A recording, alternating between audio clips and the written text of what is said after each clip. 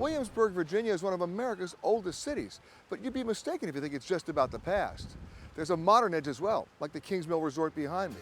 Great culinary experiences and a thriving wine scene. Yes, and there's even something for thrill seekers. But remember, if you don't ask, you don't get. And the way you ask is you gotta know.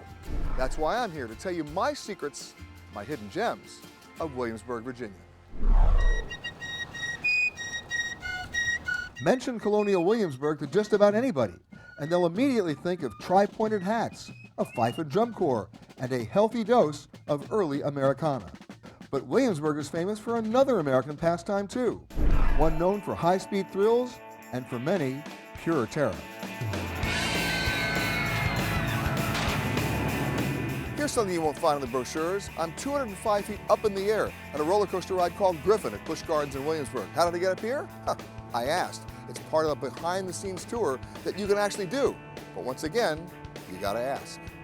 Griffin is known for being the fastest dive coaster in the world.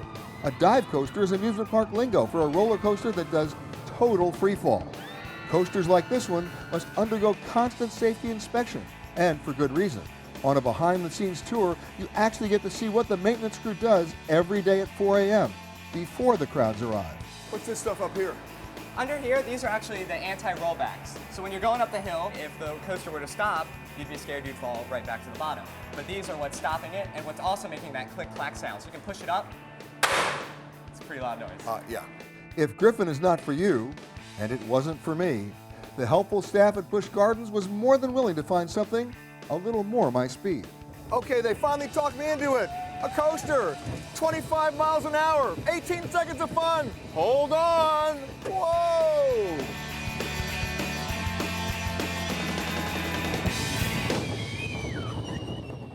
So maybe stomach-churning amusement parks aren't quite your taste. Well, Williamsburg is happy to oblige the more refined palate as well.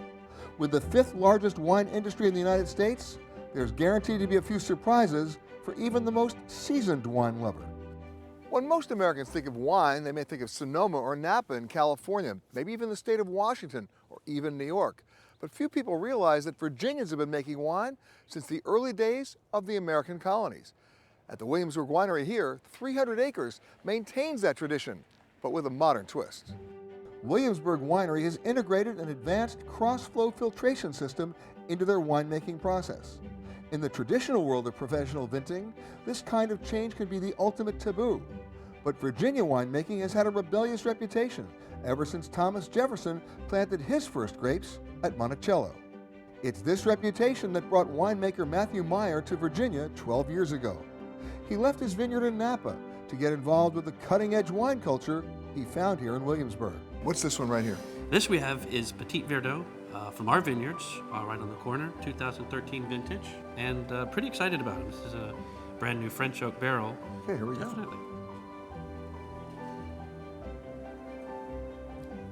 It's nice.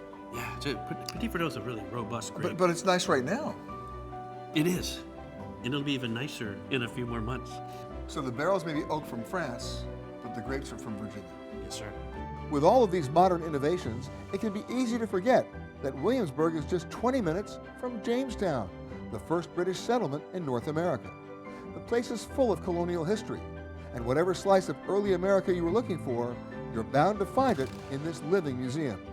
But there's one exhibit you really shouldn't miss. As some of you might know, I've been a volunteer fireman since I'm 18, back in New York. But in Williamsburg, 18 means nothing. They've had volunteer fire service here since the 18th century. In 1698, after a fire destroyed the Jamestown Capitol for the 4th time, Virginia moved the State House to inland Williamsburg. This town has been taking fire seriously ever since, and they have the technology to prove it. That's good pressure. That's good pressure. Keep it up. Keep it up. Follow those buckets back to their source, and you just might find the waterway that brought all these colonists here in the first place, the James River. One of the best things about Williamsburg is you don't have to visit a traditional museum. You just get on a kayak, get out on the James, visit one of the original settlements. Remember, this is where America started.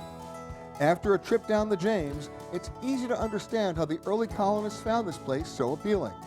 The natural beauty is some of the finest on the eastern seaboard, and even today, the place can feel like a remote outpost in a distant empire. That is, unless you choose to spend the whole trip upside down and squealing. And there you have it. The beauty of Williamsburg is it's so much history with a modern edge. None of it in the brochures and very little of it in the guidebook.